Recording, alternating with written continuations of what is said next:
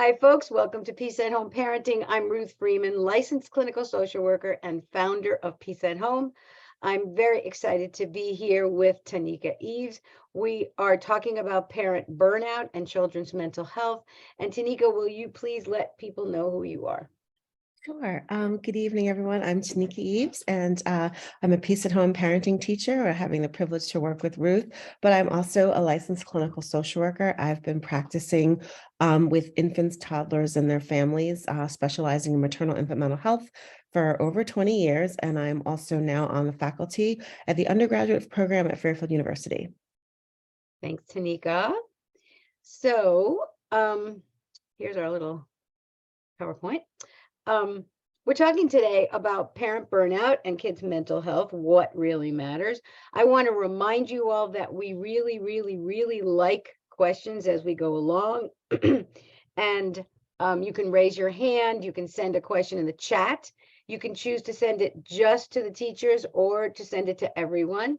And there'll be lots of points where we will stop and check in with questions, but we really like to hear from you, so please don't be shy. After this class, you're going to be able to recognize how your childhood, and specifically adverse childhood experiences, may be affecting your parenting beliefs and behavior.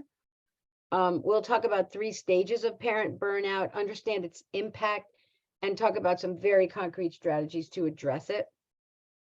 And we'll talk about the nature of stress and how that's impacting you and your family. And you'll have some strategies at the end of the class to help protect your children's mental health. There's a very strong correlation, as you can imagine, between your burnout or getting near to burnout and your childhood issues and your children's well-being. So all this is all kind of connected. We'll start with a poll, and these polls are totally anonymous, and we would love to hear the real story. What brought you to today's class? Maybe you just want to learn more, you're curious, maybe you suspect you're on the verge of burnout, maybe you have some concerns about your child's mental health, maybe you're just fried and don't know what else to do, or perhaps you have another reason for being here. And if that's the case, please just put it into the chat. And again, this is totally confidential. It just helps us understand who you are, and it'll help you all understand where you belong in this group. So it looks like we have all the reasons, and almost half of us are just curious and want to learn more. About a quarter of us believe we're on the verge of burnout. A few of us are concerned about our kids' mental health, and over 20% of us feel fried and don't know where to turn. So you're not alone. You have some compadres in this group, and we're really glad that you're here, whichever reason was your goal. And if you have another reason, throw it into the chat so that we can see that. So Bessel van der Kolk is kind of the father of trauma studies here in the United States, and he says the parent-child relationship is the most powerful mental health intervention known to humankind. And that's perfectly true. However, most of us weren't raised in ways that taught us what actually protects our children's mental health. And many of us were raised in families or environments or schools where people didn't understand how to protect our mental health. So we may not know how to protect our kids' mental health.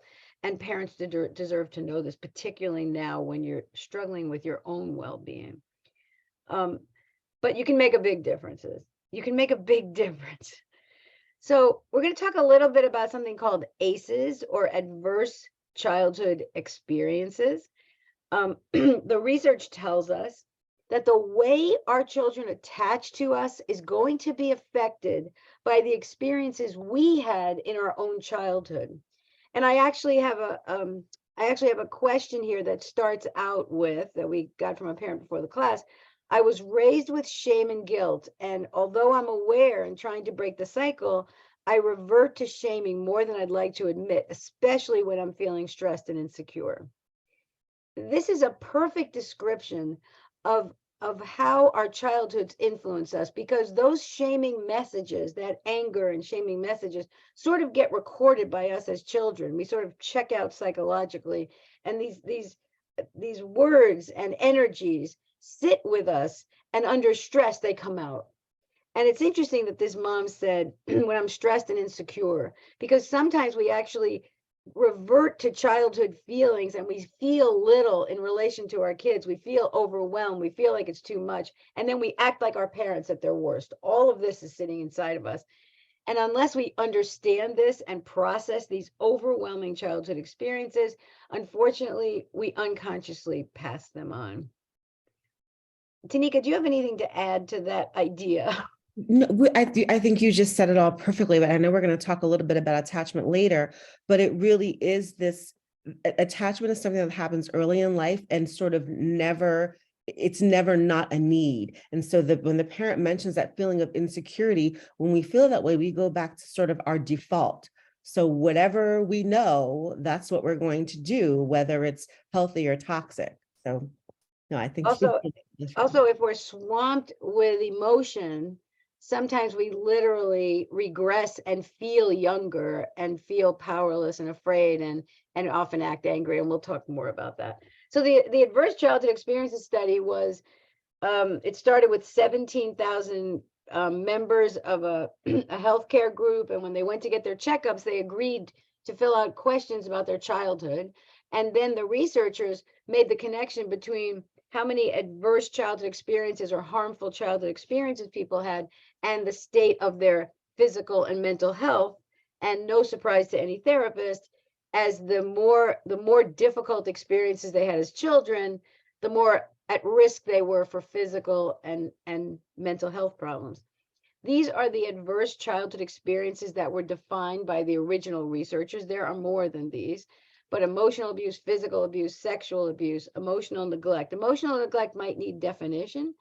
It's growing up in a family where you didn't feel like people had your back and no one treated you like you were special or took delight in you. Physical neglect, mother treated violently, substance abuse, mental illness in the family, parental separation or divorce, or an incarcerated household member. Being a member of certain groups like people that identify as LGBTQIA or people of color, you're automatically more at risk of these adverse childhood experiences, partly because of the way your parents were treated and the way they treat you and the way the whole society responds to people. So there's lots of ways that you can be more at risk of these adverse childhood experiences, and the impact of these experiences is profound. It affects most aspects of your life, personal relationships, professional relationships, and your physical and mental health, because the physical health part of this is related to the stress that comes from these childhood experiences. So over 2/3 of our population has had at least one adverse childhood experience from this list. And 1/3 of our population has had none. I don't know any of those people. They probably don't make any sense to me. I haven't connected with people like that. And I really do think that if you're among the community of people that experienced ACEs, you have a way of being in the world. For example, many of us tend to be hyper vigilant.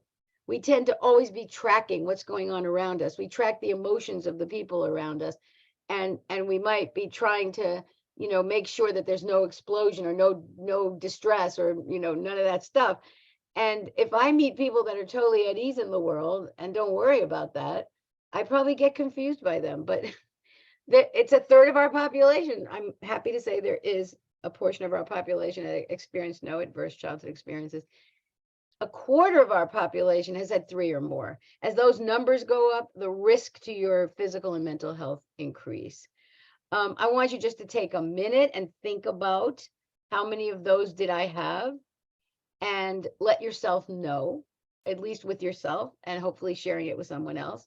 One of the outcomes of adverse childhood experiences is that when we become a parent, if we didn't grow up with what we think are normal or typical parents, we think that we can't be good parents. We don't think we have the capacities. And the truth is that you sort of reach into a pocket for strategies, and there may not be a lot of them unless you had other caregivers who had positive strategies. But as a result of your childhood and your perception of your parents, you may feel shame. And shame is an emotion and a physical experience that I consider one of the worst emotions that we have to endure. And it may be hard for you to recognize it because I might be talking about water to a fish. You may feel this undercurrent of shame all the time and not even notice it, or it may be unconscious, but it drives your behavior and feelings. It's a feeling that there's something essentially wrong with me, and it's sometimes associated with the wish that I could just disappear. We often, if we're experiencing shame, we feel inadequate, we doubt ourselves, we question ourselves. So part of parental burnout isn't just all the demands on you, it's also the obsessing about, did I do the right thing? Did I just hurt my child? It certainly is linked to depression. And it's also associated with anger and being fearful or suspicious or feeling inferior or being very self-conscious or feeling helpless or ineffective. So this aspect of adverse childhood experiences is one that you definitely want to be exploring if this is new to you. So parent burnout has been studied in a few different ways. About a year ago, Ohio State University came out with a study, and I think they were very surprised at the results that they found. Burnout is essentially kind of mental and physical fallout from stress building up and building up. It's essentially the result of too much stress related to your perceived expectations. And I want to emphasize perceived. We expect things of ourselves, based on, I don't know what, based on your childhood, based on your community that you're living in, based on the images you're seeing in Facebook. I mean, there's a thing called Facebook depression because everybody's showing their best lives, and we're wondering why is that person having such a wonderful life when they're really just showing a part of that life. And it's too much stress from the perceived expectations in combination with not enough resources to cope with those expectations. And we'll talk more about this in a minute. Here's some of the symptoms. Tanika, if there's a question that we should be answering together, let me know, okay? And you're Sure. I'm looking, there is a best way to take a breather when you're a single parent to control frustration. So I think we're going to get to some of that in a little bit, some strategies. Yes, but that's a great question. Yeah, that is a great question. It's a perfect question because a breather is taking breath. And you can do that in the same room with your child. Right, and breath is the shortcut to the brain and the nervous system. So it's the most efficient brain calming strategy you've got. But you have to literally learn some breathing, even just deep belly breathing. You can't sort of take an inhale and hold it in and carry on. It's learning it. But here's some of the symptoms. Just plain out exhaustion. A difference between the way you're parenting now and the way you used to parent, feeling fed up with being a parent, not wanting to be a parent anymore, even though you love your kids, more anxiety or depression, increased use of alcohol is associated with this, and sadly, increased harsh parenting because you don't have enough bandwidth.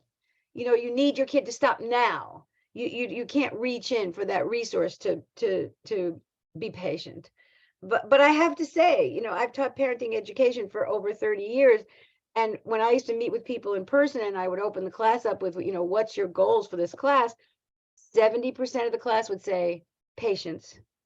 I mean, this is a universal challenge for parents, partly because of the way we grew up and the triggers. And we're going to talk a little bit about that. And sadly, we end up emotionally distancing from our kids because we're trying to conserve energy. When you're doing these things, it isn't because you're a bad parent. It's because you're having a biological experience that's leading to these behaviors. So the first piece here is for you to have compassion, for you to recognize that this is not a sign of your bad personality. And it's happening to over half of working parents right now, well over half of working parents. And there's 3 stages that have been identified. The first stage is just exhaustion. You just feel exhaustion. You don't have the energy. You don't have the internal resources. For children, for parents of young children, this tends to be more physical exhaustion. And for parents of teenagers, it tends to be emotional exhaustion. Because of the chronic conflicts and the teenagers' developmental tasks of pushing away and taking risks. And I won't go into teen development, but there's very good reasons for normal teen development to wear you out. It's also characterized by chronic stress about how am I going to get everything done. We're often going to bed just thinking in our head what we didn't do today, what we have to do tomorrow, how unbelievable it is. And then we don't sleep and the cycle goes on. That lack of sleep is going to lead to more burnout. You're going to have less brain space tomorrow. The second stage is when we start to distance ourselves from our child just to preserve our energy, just getting ourselves away from the child, not responding as much, being more flat in our responses. I can remember when my granddaughter was visiting while my husband was in the hospital, and I was very worried about him at the time, and she was staying with me, and I could feel how my responses were just flattening out. I mean, I take great delight in this child, and I suddenly was just kind of not very expressive and more of the screen time just to preserve my energy. And the third stage in burnout is the parent just feeling a loss of fulfillment in this role as parent, loving your kids, but just not wanting to be a parent anymore. And these symptoms build on each other. You start with the exhaustion, then you start to distance, then you start to feel that lack of fulfillment. And, parents report these big contrasts between the parents they were and the parents they want to be and the parents they really are right now. And again, this causes distress and guilt. And sometimes parents feel trapped and they have escape fantasies or even self-harm or suicide fantasies. If any of that is happening for you, you absolutely want to see a professional quickly. Don't think you're bad for having those thoughts, but see them as a symptom that really needs treatment. Those most likely to experience parent burnout are, not a surprise, women. During the pandemic, mothers were doing on average 5 hours more of domestic activity, working mothers, than dads were. Dads were doing more, but moms were doing an increased amount beyond dads. Also, the number of children affects this. It increases when you have 2 or 3 children, but having 4 or 5 children is the same amount of burnout as having 1, which I found very surprising. And it increases again if you have 6 or more children. If you have a history of anxiety, if you have a child with ADHD or anxiety, or if you have a child who you wonder has an undiagnosed mental health condition, all of these things, and many of us have several of these, are risk factors for parent burnout. It's just how it works. So I just want you to take a moment and think, am I in any of these stages? And tell us in the chat, in the poll. Again, it's confidential. Maybe you're not having any symptoms right now. Maybe you're at the first stage feeling exhausted. Maybe you're distancing yourself from your kids. Maybe you're experiencing that loss of fulfillment and just don't want to be a parent anymore. Or maybe you're just not sure and it's not clear for you right now. So we'll take a look, and it looks like we're kind of evenly distributed with all of these. It looks like about a third of us are in the first stage. 20% of us aren't having any symptoms. Good to know. And about a quarter of us are distancing yourself from your kids, and we have a small percentage that are in that loss of fulfillment and just don't want to be a parent anymore. Wherever you are, please don't hesitate to reach out to us. I want to remind you that you can reach Peace at Home Parenting by emailing us at solutions@peaceathomeparenting.com. And we will be happy to hear from you anytime. Our parent guides are parents like you, and they will connect you to resources. And if you're in that third stage, or even that second stage, you may want to be thinking about talking with a professional, a faith leader, or somebody in your life who can really make a difference.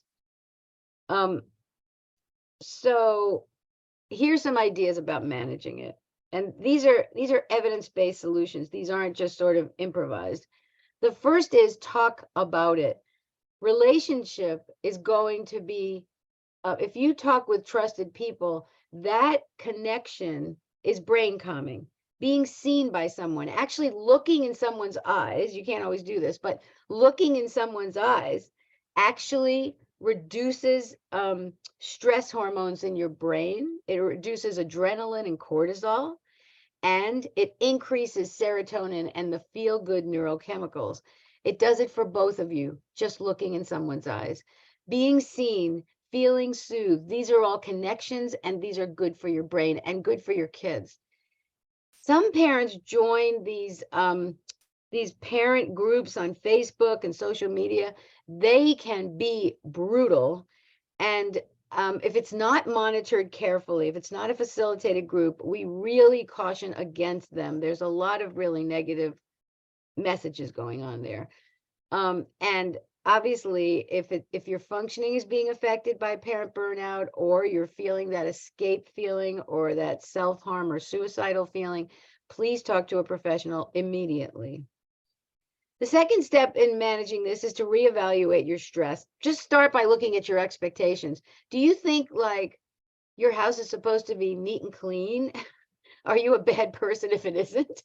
You can start right there. Notice your self-talk, and notice if there's a committee in your head, a committee of your mom and your aunt and your grandmother, and see if there's like voices, and they don't even have to be voices. It can be these internal messages judging you. Dismiss them, notice them, and let them go. Think about how you've overcome challenges in the past. I remember my daughter, during the pandemic, when she couldn't have a nanny, and she and her husband both had these big jobs, and they had a 6-month-old and a 3-year-old. I said, "How are you doing it?" And she said, "I'm telling myself it's like the Appalachian Trail, one foot in front of the other, and at the end, I'm going to think I'm so cool." And she just sort of came up with a model. Also, just making small changes. See what you can change, and recognize what you can't. And offload chores, reduce activities. Kids don't have to be going to activities all the time. And join with other parents in ways you may not have thought about. It might just be a neighbor that you say hi to. Talk to them about sharing childcare. Talk to them about just going to the park together, which can really help. Grow your parenting skills. The research says that when parents have more skills and feel more confident in solving problems, they're less stressed. And reading books can be helpful, but there's actually some evidence that sitting alone, reading a book about parenting can make you actually feel bad that you don't know this. But there's something about being with a group and hearing that other people are struggling that really helps. So it turns out that what we're doing, parenting classes, are actually can make a big difference in your burnout. Avoid all the shoulds, all the shoulding that you do on yourself. How things should be done, how happy you should be, how well dressed your kids should be, how much homework your kids should be doing. Really pay attention to those shoulds, and just say instead, it would be nice if I had the energy to play with my kids more. It would be great if they did 100% of their homework. Just notice it and look for meaning. Look for the places where your strengths are and the delights of your child, and focus there. And give yourself care. 5 to 10-minute breaks a couple of times a day, calming your brain, or having a cup of tea, or just finding something that produces serotonin. You may be tempted to go on Facebook and watch reels, for example, which actually triggers dopamine. Dopamine is an excitatory feel-good neurotransmitter, and it leads to addiction. So you're watching those images, and you just don't want to tear yourself away, and you're not actually better afterwards. Serotonin is the chemical in your brain that makes you feel better. Be compassionate and kind to yourself. When you hear yourself beating yourself up, just cut it off. Forgive yourself, lower your expectations, and learn to say no. I can't bring in the cupcakes. and I can't volunteer for that, and I can't help you. Build your mental resilience and coping skills, gratitude practices, brain calming practices, just recognizing your negative thoughts and moving away from them. And if you're seeing a therapist, you might want to learn some CBT or cognitive behavioral therapy strategies, which are ways of thinking that can get you past a lot of these experiences. So the big thing is balance. Are your stressors increasing and your resources too little? Then you're going to end up with burnout. But as you increase your resources and decrease your stressors, those should messages, for example, and more time with friends, you're going to see the burnout go down. So strengthening your resources, decreasing your stressors, all that can really help. And if you really want to get your kids to help with household chores, let us know. We know how to do it, and we'll support you. Finally, when parents are burnt out, we're in this perfect storm of parental burnout and a child and adolescent pediatric mental health crisis. So what's happening is that kids are having their own mental health issues, and parents are not able to respond as ideally as they'd like to. And we're seeing more attention issues in kids, inability to sit still and concentrate, and they're easily distracted. We're seeing more of what we call internalizing behaviors, kids feeling chronically sad or unhappy or critical of themselves or just worrying a lot, and externalizing behaviors, fighting, saying no, not following directions, being aggressive with other kids. If you're experiencing any of these things, there's a fabulous book out right now, even though I said that books can be negative in the end, but this book is worth reading, and come and talk to us about it. The author is Mona Delahooke, Delahooke, and the book is called Brain Body Parenting, and I hope that somebody will put that into the chat.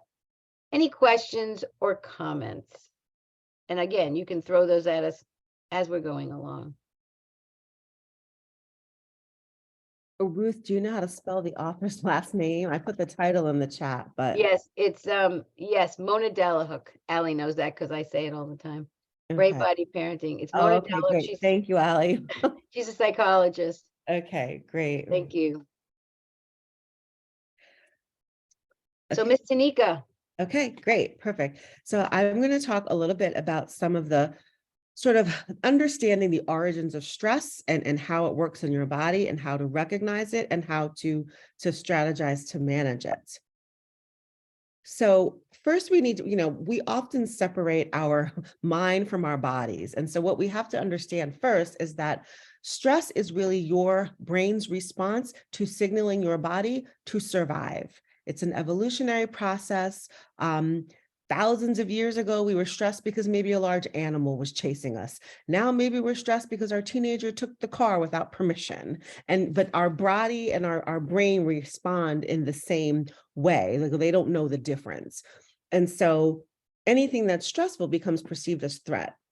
And so when we are perceiving threat, we often then feel uncomfortable, which can usually be a state of anxiety or irritability or both.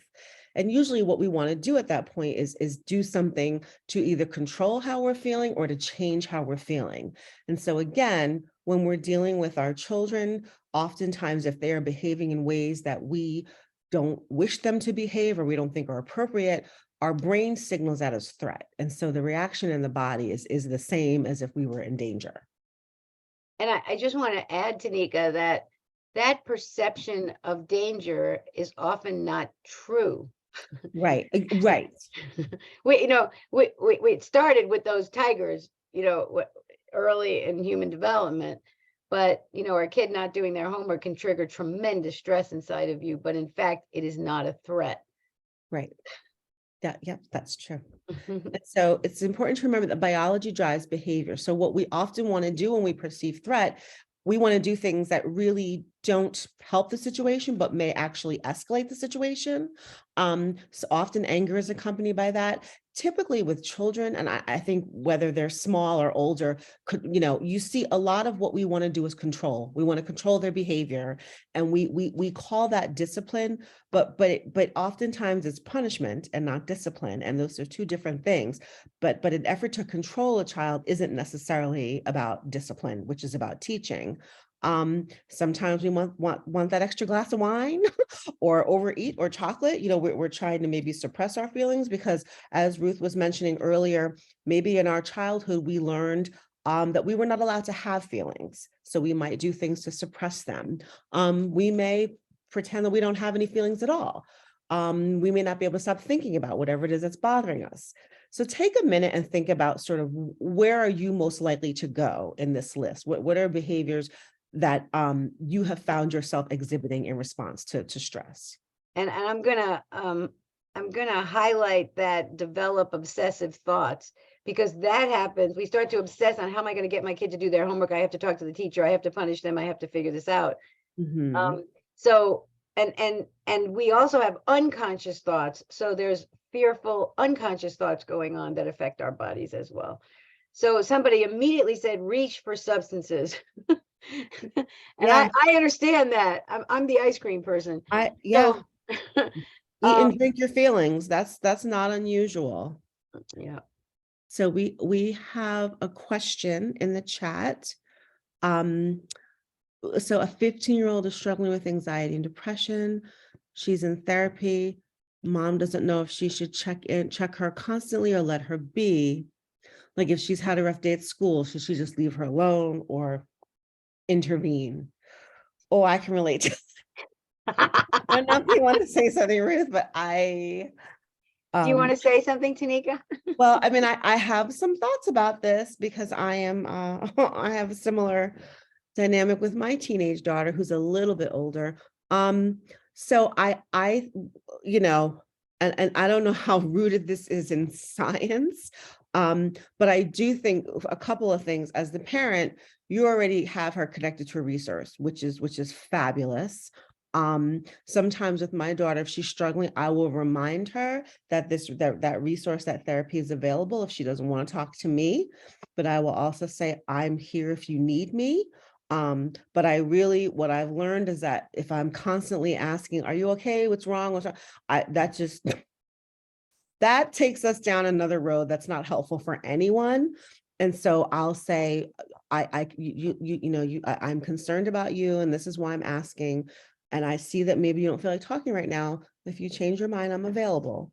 Or if it feels like it may be a little bit more intense, I may say, do you think we should reach out to the person that you talk to? Would that be helpful? How can I help you? And they may say nothing, and then it's okay to give them some space and check back in later, I think. But Ruth, I don't know if you want to add to that. So I agree with everything. I have to let my dog in. I'm sorry. Oh. I agree with everything you're saying, Tanika, and I would just add a few things. One is you can chat with your child and say, when you're looking stressed, how can I be helpful to you?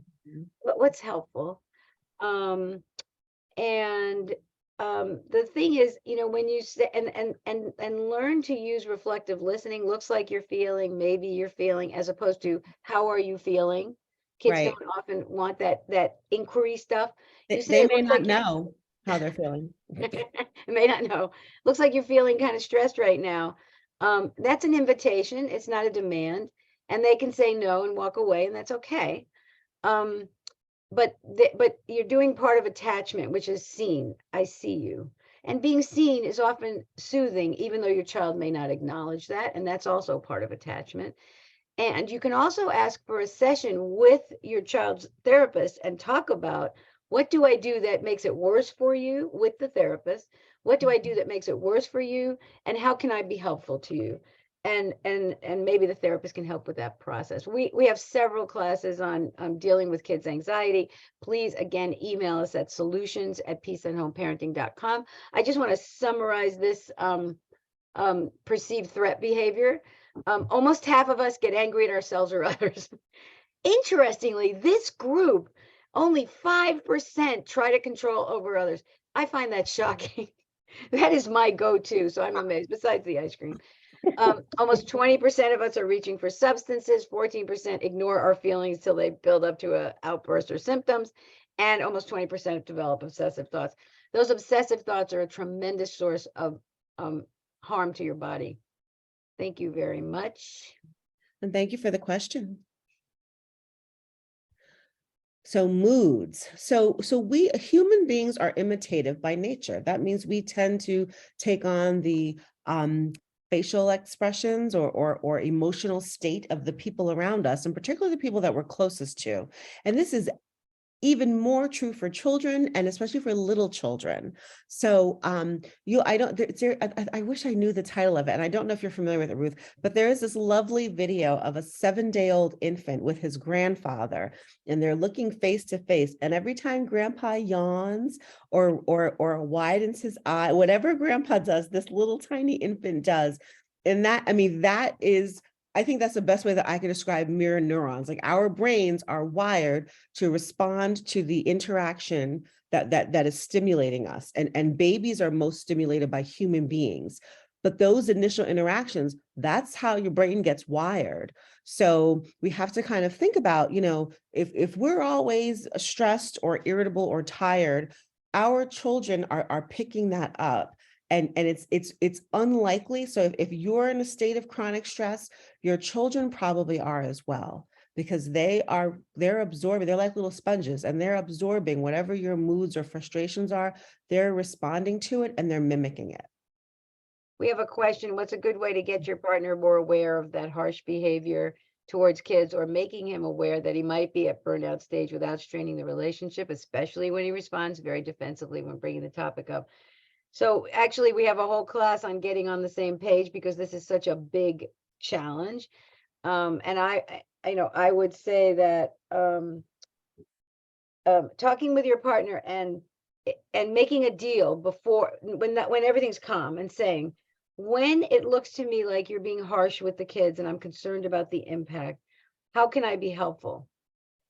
And if you can't come to anything, ultimately, if you think that your partner is being harmful to your kids, then you intervene with the child. You just say, it looks like dad's really upset right now. Let's go outside and throw a ball around. But first try to negotiate with dad and say, when it looks really harsh, is there any way I can be helpful to you? What can I do? And please email us. A great place to put your questions, because we can't answer them all in complete depth, is to join our private Facebook group. You're going to be invited. It's a private monitored group. That's a fabulous question. And when you put it on the group page, you get lots of amazing ideas. We have 1,500 parents and professionals who participate with Peace at Home. Our teachers jump in as needed. Anything else about that, Tanika? No, I mean, I think what you said makes a lot of sense. And this isn't really advice, but this is leading me back to when you're thinking about your own childhood experiences and how you were raised. And I think with partners, that's probably an important conversation to have at some point. And that can be a difficult conversation, but to maybe think about together, how do we want to be the same as the way we were parented? And how do we want to be different? And again, how do we get on the same page about that, about doing things a little differently? Some differences are great for kids, and Right. understanding that. We have a question. I have two daughters that suffer with two different mental illnesses, one oppositional defiant disorder and the other ADHD. My one with ODD, oppositional defiant disorder, has some very bad behaviors rubbing off on the other kids. Here's the deal. Oppositional defiant disorder it's not really a mental health diagnosis. It's a description of a child's behavior who has trouble following directions. And it doesn't give you any insight into understanding what the cause of this is. And therapists often treat it as something that's supposed to be managed with behavior management. Oppositional defiant disorder often means that children are biologically activated in ways that cause them to act out. There's acting in and acting out. I strongly recommend that you read the Brain Body Parenting book, that you reach out to us. This child is probably getting seen as the problem in the family, and this is only going to get worse unless you start to understand how her brain is working, how that child, I don't know if it's her, two daughters, how that child's brain is working and what you can do differently. It's not about behavior management. It's about relationship and brain calming and understanding your child's unique biological makeup. We need to keep going. I'm getting behind, Tanika. I'm sorry. Sure. Okay, no worries. Any questions or comments? And you can throw them in the chat as we go along. Go ahead, Tanika. So people are looking for strategies. So what are some ways we can calm our brains down as we are all trying to, the government says the pandemic is over. I'm sure many of us have varying opinions about that, but this is post-pandemic. How do we get through? So the first thing we've got to do is really take notice of what it is you're feeling. That can be challenging for those of us who really did not have permission to experience a wide range of emotions in our own growing up in childhood. So it's really important for this to do this for yourself and for your child.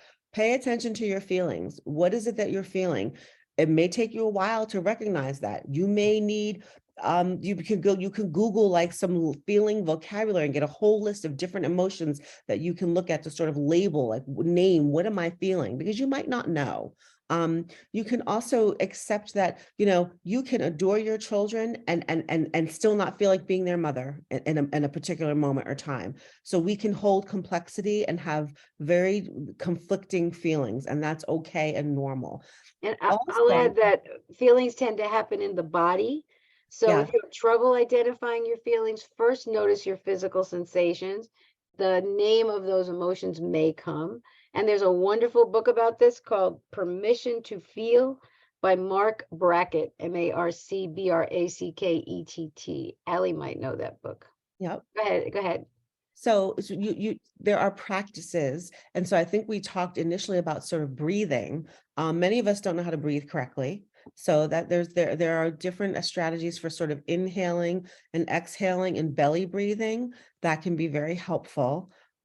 There's also a number of great, so we don't want to get too much into social media, but there are some great apps like the Calm app and the 1-minute meditation. So we recommend 5 to 20 minutes a day. I say if you can start at 1 to 2 minutes just to start and work your way up, that's great. Try to incorporate these calming practices in your, regular daily, if it's, 5 minutes before bedtime or when you're brushing your teeth, when you get up in the morning, like attach it to a routine so that it becomes something that you can do regularly. Breathing, imagery, imagining your favorite place, physical movement, getting exercise, walking, yoga, stretching, mindfulness, prayer. So for some people, prayer or spiritual connection or being out in nature. It's really about finding whatever works for you and then making it a part of your life on a daily basis. And none of these is better than the other. The best practice is the one that you can do consistently and that you find effective. Thank you, Tanika. So if you have a brain calming practice that works for you, I'm going to show you one. This is really done with 2 hands, but I'm going to show you to just one. And Erin Weintraub, one of our Peace at Home teachers, taught me this, but it's a nice little one. You start with a fist when you're stressed, and you do breath for each finger. So you can do it with me right now. You inhale and exhale for each finger.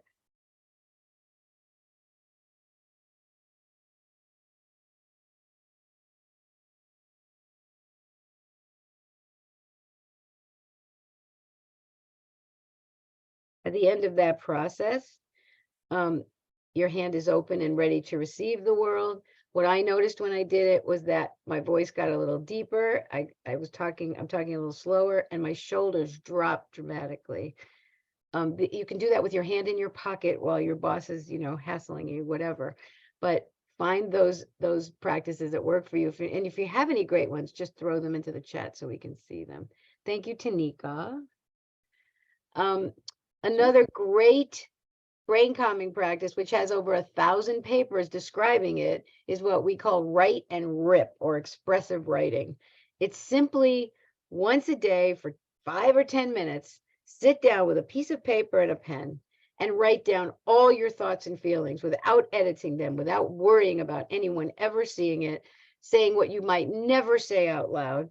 And at the end of the 10 minutes or whatever your timer is, tear it up and throw it away. This has a remarkably positive effect on obsessive thoughts, especially.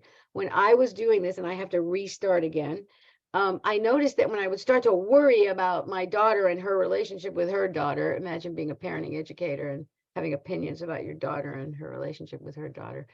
When I start to obsess on that, when I'm doing the write and rip, I start to think about it, and then I go, okay, this is not helpful. I need to go on to something else. And I literally can just, I'm very agile in getting away from my negative thoughts. It's an amazing gift.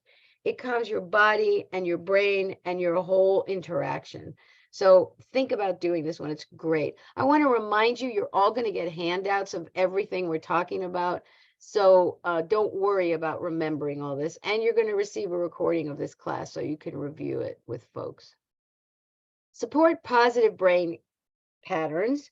That's physiological positive brain patterns by avoiding these behaviors: complaining, discussing details of problems. You can complain about your kids a little, but do not go into those excruciating descriptions of how horrible they are.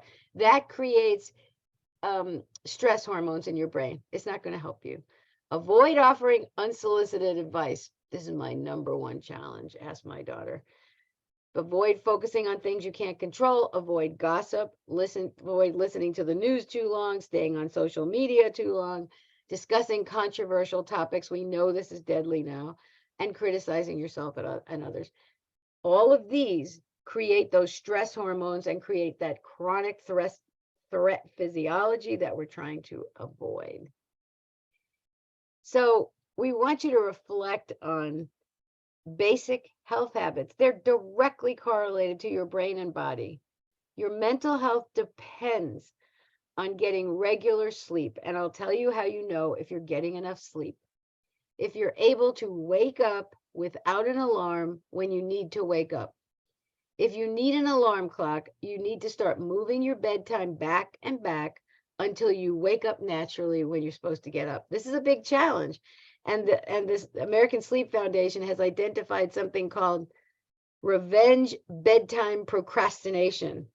And it's for those of us who are going all day long.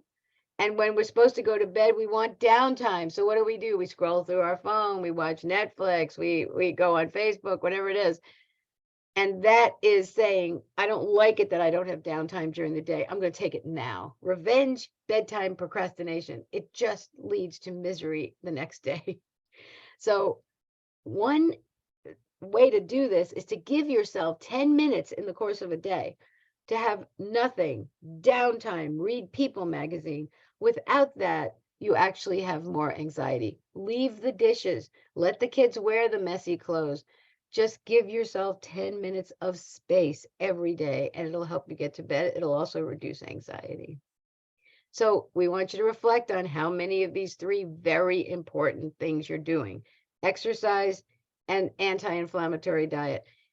Anxiety is simply inflammation of your brain and body. And when you're eating an anti-inflammatory diet, you're much more likely to have less of that. It affects our brains. Highly processed foods. Dr. Robert Lustig just wrote a book called Metabolical. Robert Lustig is Lustig. He's a pediatric endocrinologist, and he's talking about highly processed foods and kids' brains. It's a huge message for all of us right now.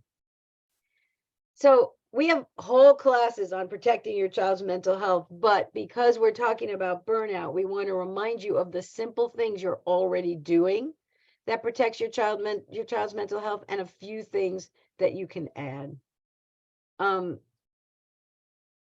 This list is actually a part of many classes that we teach, and it's really a list of strengthening the parent-child connection. And I'm going to go through it very, very quickly and simply, but you can contact us to learn more about it. And you're going to have a handout to remind you about this. The first thing is what Tanika mentioned, which is just, we talked earlier about anxious kids, just reflecting their feelings. You look kind of worried about that. You seem pretty excited about this. You seem stressed. That helps kids feel connected to you. It helps them feel seen, safe, soothed, and secure, which is what attachment is all about. Speak respectfully and positively to your kids to the best of your ability.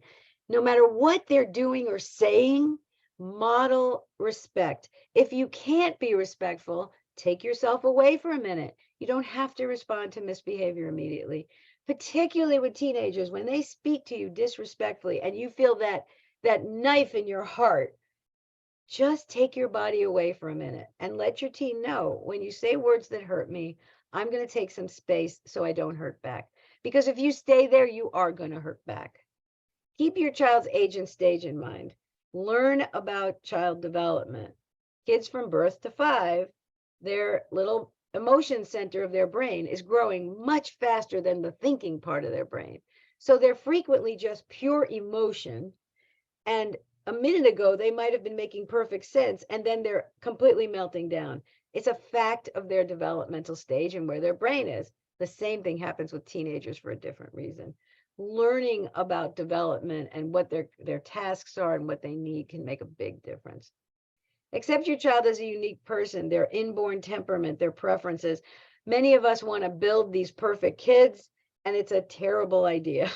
Our job is to be curious about who they really are and to notice how their characteristics might bug us. If they're the opposite of us, if you're very social and they're very shy, or if they're exactly like us, it can drive us crazy. Let your kids experiment, explore, and fail. Make sure you're treating failure as an opportunity for learning, always checking in with kids about, what do you think you could do differently next time? What do you think you learned from this? What's important about this experience, rather than how to avoid failure. You can't be successful without failure. Spend time together every day having fun and get really good at noticing and managing your own stressors.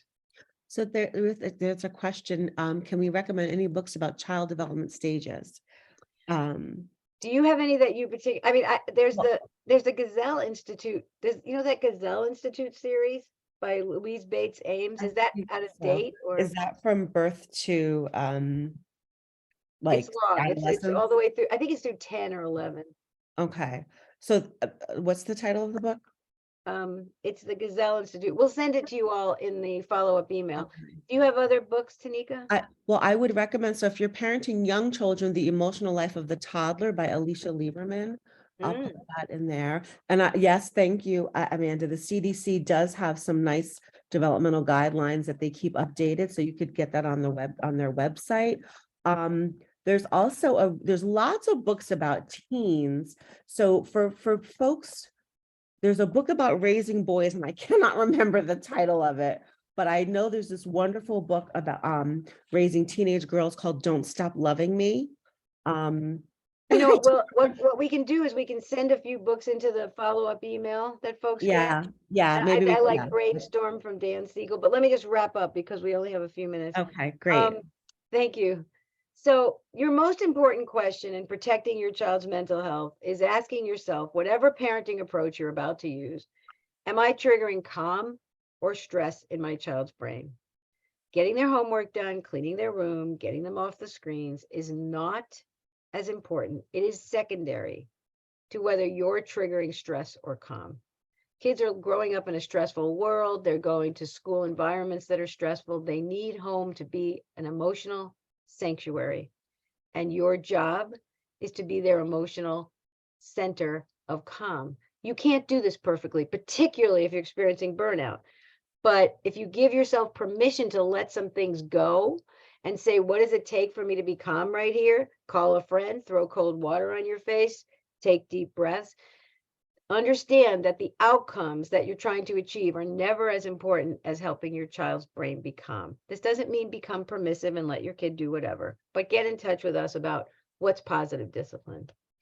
Refrain from all criticism, refrain from giving unsolicited advice. I don't know why I'm saying it twice, but it's really my message. Refrain from arguing with your child. You don't have to get your child's approval of your rules or your requests. Learn and apply positive discipline. These are all protective factors for your kids. Celebrate effort, progress, and process. Your kid comes home with an A on their math test. You want to say, wow, that's a big improvement. Or the process question is, how did you get that A? What'd you have to do that? And all of these are going to motivate learning much more than praise and rewards. Work on any perfectionism or signs of perfectionism that you have. We have a whole class on that. Be a gardener, not a carpenter. Set the environment for your child, but don't try to build them into the perfect kid. Lean into joy and tolerate the vulnerability of just letting yourself enjoy the moment. Practice gratitude and find that brain calming practice. And if at all possible, every day, spend time one-on-one, one parent, one child for 5 to 20 minutes. just focusing on them and saying great things and enjoying them. No interruptions. Don't look at your phone. Don't pick it up. Look in their eyes. No technology. Enjoy and try to be playful from time to time. Be silly or playful. It actually relaxes the brain. Even with teenagers, they think you're ridiculous anyway. So be playful. It relaxes the brain and opens the brain up to learning. And I'm going to check the questions in a minute. There is a question in the Q&A. Okay. How can I support my son who lost a family member recently, but I'm not allowed to see him unless my ex lets me? How can I support from a distance? Oh, send him notes. If you can text. Make Zoom meetings. I would wonder how old this child is, like, Mm. too, because that would, like, do they have a phone? Are they old enough to be Right, able to read right. text and that kind of stuff? But You yeah, I can was thinking send the same letters, thing. you can send drawings. Mhm. Staying in touch, whether they respond or not, is super important. It's a really good instinct. 9 years old is great. They might not have a phone, but you can send them letters, you can send them cards, you can send them, you can play a game, you can read a book together. You can send them a book and say, let's read this book together and we'll talk about it the next time we see each other. So you've heard a lot today. Tell us what's going to be your first action step, and I will give you a poll for that if I can. This won't launch. Maybe you want to get support to deal with the ACEs in your life, the adverse childhood experiences. Maybe you want to start one of those burnout strategies. Maybe you just want to find your brain calming practice. Maybe you want to add one healthy habit, or some of those many strategies we talked about protecting your child's mental health. Please put it into the chat. What are you going to do? Just tell us, if you declare that action step to everybody, it's much more likely that you're going to do it. So keep in mind that your childhood experiences may impact your thoughts and behaviors as a parent. Recognize and be compassionate to yourself about the symptoms of parent burnout, and just take one step. You don't have to do all this at the same time. Find your brain calming practice for a minute or two. Start there. Tanika's exactly right. Practice some good health habits, and because they're really going to impact your mental health and your child's mental health. When you don't get enough sleep, it's going to affect your child as well as you. And think about those strategies to protect your child's mental health. I think what we're going to do is we're going to wrap up and give, I have 2 action step questions. One more question. What? Here, we have another question. Okay. Let me wrap up. Okay. And then we will stay on for a few minutes to answer questions. But I just want to remind you that you're going to have handouts about the whole class that you can print out. But don't overwhelm yourself. Just do one action step at a time. And you'll have a recording so you can share it with a partner or anyone else, or just re-watch it to re-inspire what's important for you.